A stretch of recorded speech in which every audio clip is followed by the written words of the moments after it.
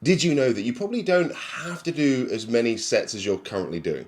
I know when I first started going to the gym, I'd head in and I would do 3 or 4 sets of bicep curls, then 3 or 4 sets of cable curls, and then 3 or 4 sets of hammer curls. Because at the time, when I was about 15 years old, my training program was go to the gym 4 times a week and train my traps, my biceps, and my triceps. I really don't regret not training legs or calves as much. I don't know if you can tell that I'm being sarcastic or not. But my point I'm getting to eventually is that you don't have to do that. And in actual fact, you're probably better off doing slightly less. There is a case of diminishing returns when it comes to your resistance training, and this is important to know because it'll just save you time. I think time is consistently the biggest challenge that comes up with people that I speak to. They don't have enough time to do the exercises that they feel like they should or need to be doing. And so if we can find ways to speed up your training, if we can find ways to do less, that's going to ease that pressure, that lack of time, that stress of I'm not going to be able to fit it all in. It takes that off of your shoulders. And so something that is important to know is that you probably don't need to be doing a third or fourth set of every single exercise. As an example, let's take bicep curls, because we all have bicep curls, we all do loads of them. When I'm talking about diminishing returns, let's say you're doing seated dumbbell bicep curl, doesn't matter what exercise it is really, and you've got 100% of the available potential gains, stimulus from that. You're doing that exercise because you're trying to create a stimulus to get your body to adapt and build bigger arms and say, hey, wow, this our biceps are working really hard at the moment. We definitely need to make them bigger and stronger. Kind of what happens, scientifically speaking. The first set is the most important set. If you have 100% potential gains to trigger from that workout, from that exercise, you might get 70% from that first set, assuming that every set is, let's say, 10 repetitions taken to failure or just shy. You'll get 70%, let's say, arbitrarily, from that first set. You stick around, you take a minute or two's rest, you go for a second set. You now get 80, 85%, maybe 90% of the total available potential stimulus signal gains, whatever we're referring to as. Which means that if you now spend a couple more minutes resting, and you do a third set, and then a couple more minutes resting, you do a fourth set, you're basically spending an extra 5, 6, 7, 8 minutes for that exercise to claw back a few more percentage points of those potential gains. Whereas what you could do is you could have done the first 2 sets, stopped there, moved on to the next one. And if you're really pressed for time and you're training really hard, you could just do 1 set. Send a signal to your body that it needs to adapt, that it needs to grow more muscle, that it needs to start recovering, move on to the next exercise. And this applies, I would say, pretty much universally. And in fact, it applies even more with certain exercises. Because bicep curls, if you're doing them seated and with dumbbells, are fairly low in terms of the amount they're going to, or fairly easy in terms of the amount of overall fatigue you're going to generate.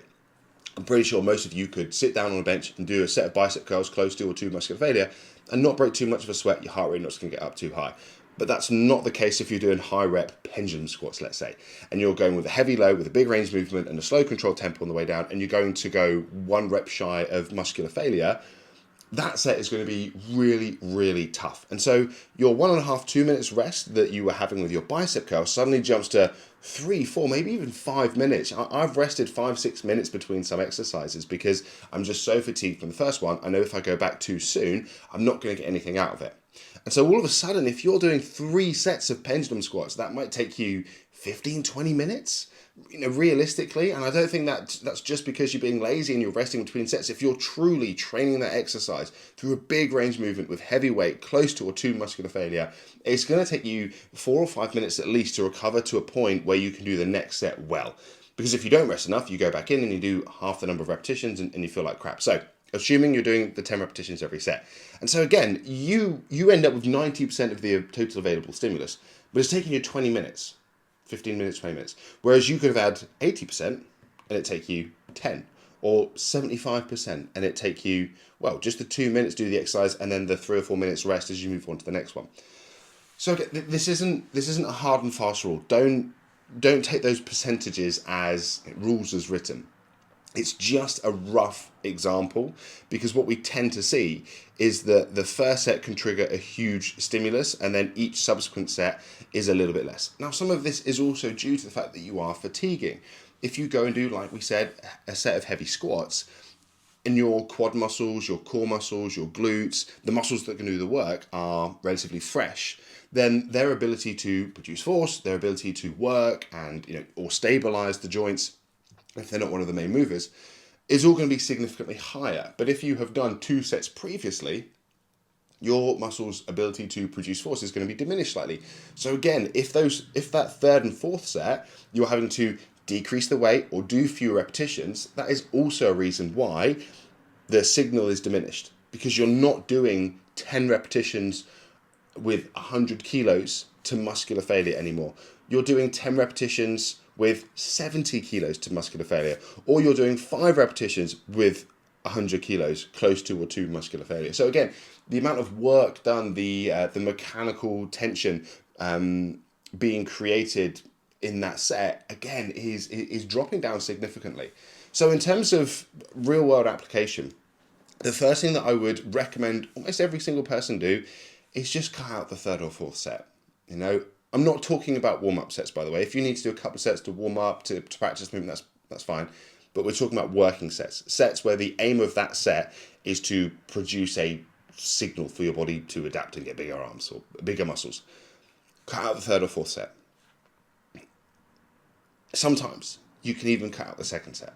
And what I have a lot of my clients do is, if they are on a really busy, stressful week, if they are pressed for time, if they are recovering from illness or injury, or they're just a bit fatigued because they've had a bit of a shitty night, life's a bit chaotic, then they might even cut it down to 1 set.